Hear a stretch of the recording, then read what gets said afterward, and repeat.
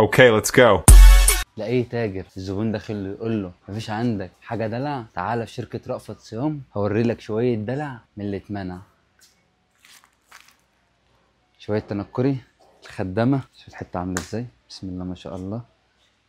شوف الحتة عاملة ازاي، تلبس أي مقاس زي ما انت شايف، 65 ل80 كيلو، حاجة شبك فعلا. شوية شغل دلع من اللي اتمنع. شوف الحتة عاملة ازاي، وده ده التوب، ده البنتي اهو، جنبس الطويلة، شغل فاخر من الآخر يا حاج. شوف الحتة عاملة ازاي، ده وشه اهو،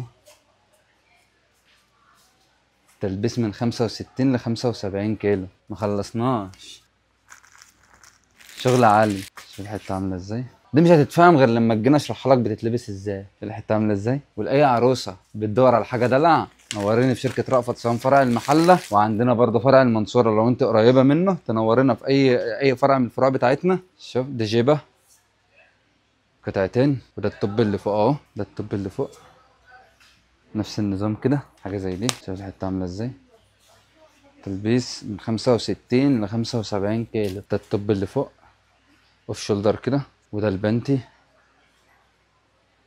مخلصناش، استنونا من فيديو جديد من شركة رأفت صيام فرع المحلة. سلام.